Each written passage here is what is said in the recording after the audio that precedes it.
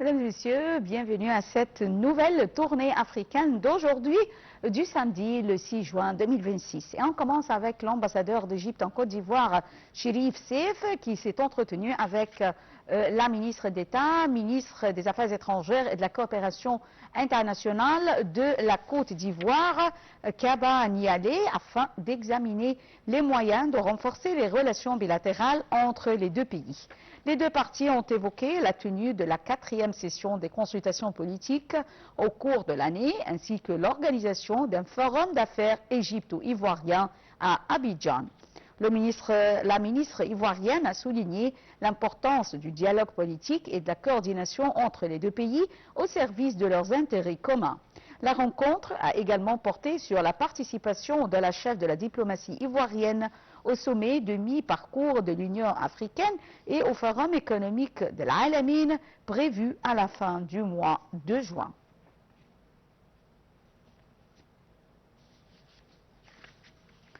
On enchaîne avec le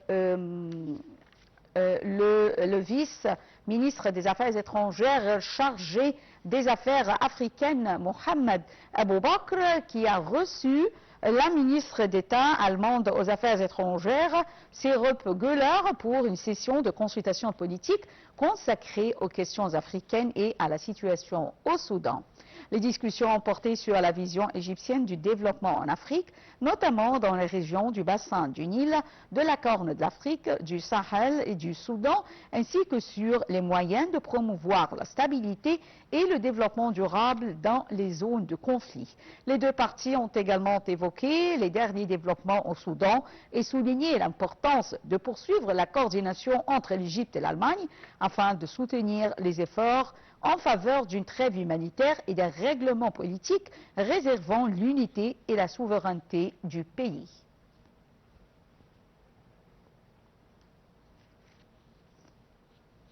La commissaire de l'Union africaine UA et l'autorité internationale intergouvernementale pour le développement IGAD ont exprimé leur profonde inquiétude face à la détérioration de la situation sécuritaire à Mogadiscio où des affrontements armés ont récemment éclaté. Plus de détails dans ce compte-rendu.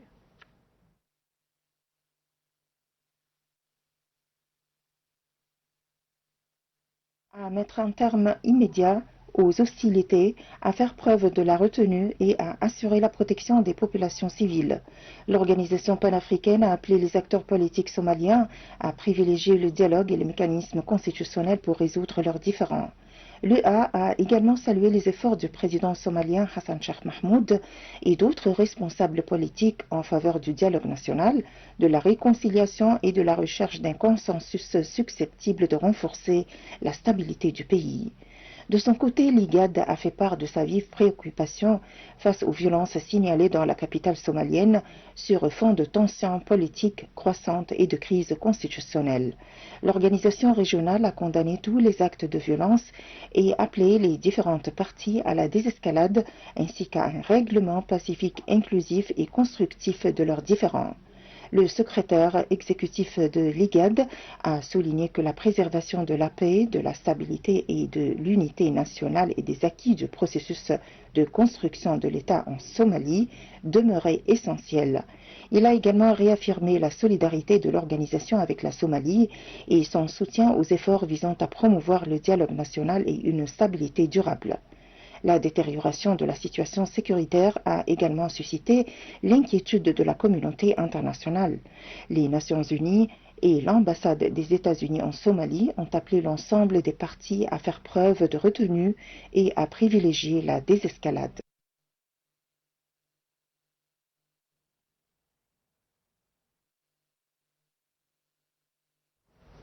Et pour plus de détails sur la question sécuritaire en Somalie, j'ai le plaisir d'avoir actuellement avec moi en ligne Dr Samir Silimane, analyste politique qui va nous jeter la lumière sur ce sujet.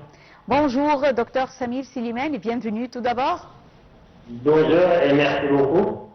Alors, tout d'abord, comment évaluez-vous la situation sécuritaire et politique actuellement en Somalie? La situation en Somalie actuellement, elle est vraiment très grave. la Somalie fait face à une impasse politique majeure. Suite aux réformes entreprises par le gouvernement fédéral géré par le président Hassan el-Sheikh, ça a exacerbé complètement les Somaliens. Le conflit entre le centre et les périphéries de Somalie, le projet de transition vers un système de suffrage universel direct rompt avec le modèle ancien. C'est basé sur le partage de pouvoir. Actuellement, le système ne permet pas de ce partage aux yeux de beaucoup de Somaliens. Beaucoup d'opposition, il y a une vive opposition. Plusieurs États membres de la Fédération somalienne, notamment Puntland, rejettent fermement ces réformes. Et voyant une tentative de centralisation excessive de pouvoir à Mogadiscio. Par la suite, des violences, les tensions politiques sont récemment traduites par des affrontements armés sporadiques à Mogadiscio qui conduisent à cette instabilité. Donc ça fragilise le front de Somalie contre les insurgés comme le mouvement de Al-Shabaab qui profite de ces divisions pour regagner des terrains dans le centre, dans le sud du pays. Voilà.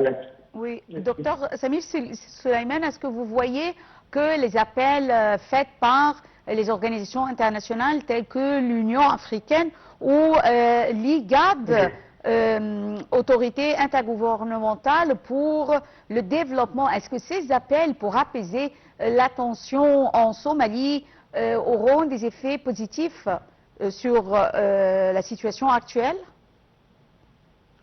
Les appels au calme par ces organisations au dialogue lancés par l'Union africaine sont indispensables et bien entendu, mais leur portée reste limitée par plusieurs facteurs. Ce qui peuvent apporter des escalades immédiates, c'est la pression diplomatique régionale, aider à figer la position militaire. Donc une pression diplomatique importante peut stopper cette position militaire. Mogadiscio à Mogadiscio, bien entendu, et éviter qu'un incident local ne se dégénère à Mogadiscio et provoque une guerre civile urbaine. Donc, les efforts ils sont importants, ils sont demandés, sauf que leur portée reste limitée pour relancer un dialogue national indispensable entre le gouvernement fédéral et les administrations régionales et l'opposition politique. Donc, voilà la situation de ces efforts, malheureusement. Oui. Alors, selon vous, quelles sont les répercussions de cette crise en Somalie sur la Corne de l'Afrique, non pas seulement sur la Somalie, mais la Somalie et la Corne de l'Afrique?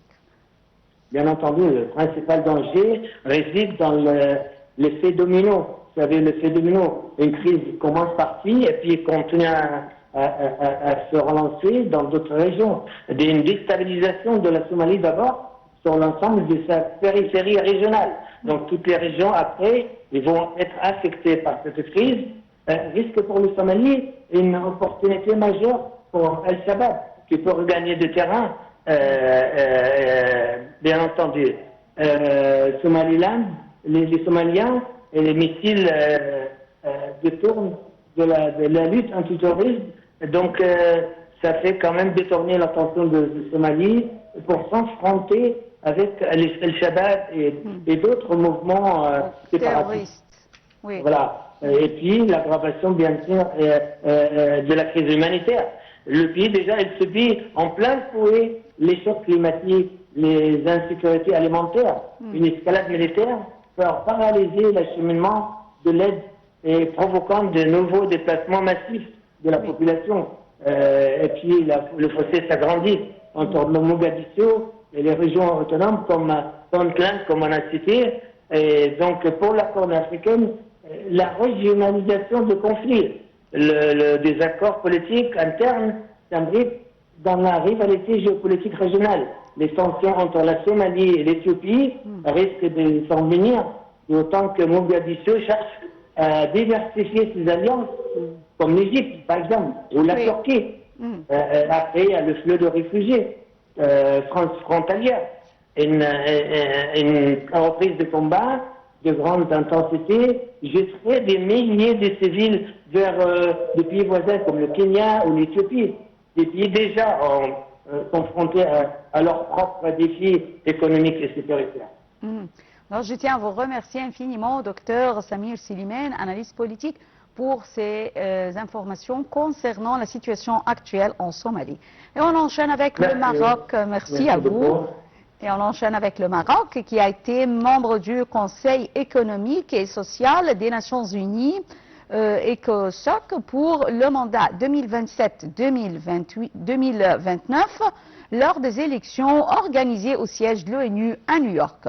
Le Royaume a obtenu 178 voix sur 187 États membres présents et votants, confirmant le soutien dont il bénéficie au sein de l'organisation.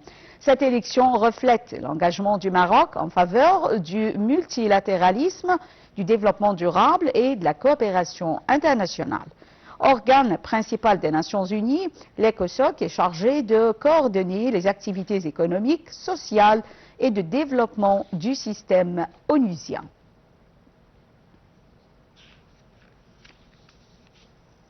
Le Niger et la Turquie ont signé plusieurs accords de coopération à l'occasion de la visite officielle à Ankara du président nigérien Abdurrahman Tiani. Plus de détails dans ce commentaire. Le Niger poursuit la diversification de ses partenariats internationaux en renforçant ses relations avec la Turquie. La visite du président Abdurrahman Tiani à Ankara, la première hors du continent africain depuis son arrivée au pouvoir, vise à consolider la coopération bilatérale de la sécurité, de la santé et de l'éducation. À l'issue des entretiens, les deux pays ont signé plusieurs accords, notamment un protocole de coopération dans l'enseignement supérieur pour la période 2030, un accord relatif à la gestion de l'hôpital d'amitié Niger-Turquie, ainsi qu'un mémorandum d'entente entre les institutions diplomatiques des deux pays. Le président turc Recep Tayyip Erdogan a réaffirmé la volonté commune de développer les relations bilatérales dans tous les domaines, tandis que la coopération sécuritaire a occupé une place centrale dans les discussions. Face à la menace terroriste dans la région du Sahel, Ankara a renouvelé son soutien au Niger. De son côté, Abdurrahman Tiani a salué la contribution de la Turquie au renforcement des capacités de défense de son pays grâce à la fourniture d'équipements militaires. Les relations entre les deux pays se sont fortement développées ces dernières années, notamment dans les secteurs économiques et militaires. En 2025, les échanges commerciaux ont atteint près de 273 millions de dollars, selon les données de l'International Trade Center. Le Conseil national du patronat du Mali a annoncé la relance du Conseil d'affaires Mali-Maroc afin de renforcer la coopération économique entre les secteurs privés des deux pays. Cette initiative vise à stimuler les investissements, encourager les partenariats entre de projets communs. Les secteurs prioritaires concernés comprennent notamment l'agriculture, l'énergie, les infrastructures, l'immobilier et les services. Selon le patronat, cette relance devrait contribuer à renforcer davantage le partenariat économique entre le Mali et le Maroc.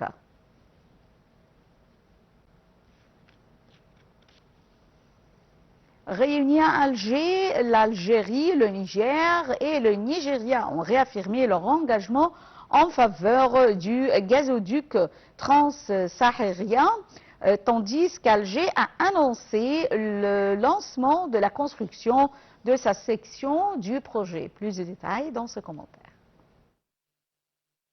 L'Algérie a annoncé le lancement de la construction de sa partie du gazoduc transsaharien à l'issue de la 5e réunion ministérielle du comité de pilotage du projet tenue à Alger en présence des ministres de l'énergie des 3 pays partenaires.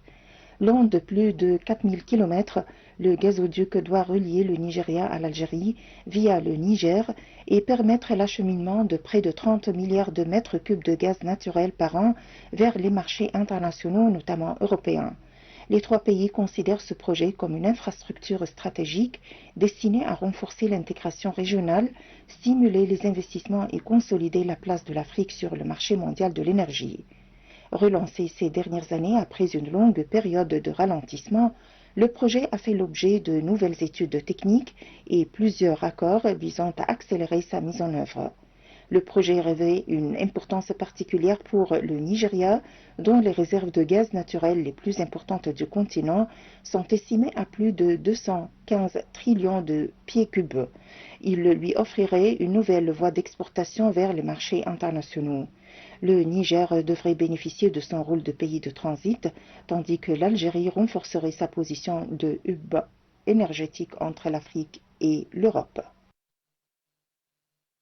Mesdames et messieurs, fin de cette tournée africaine et également c'est la fin de la transmission en langue française qui reprend à 18h locale. Merci pour votre fidélité à Nile TV International et très bonne soirée.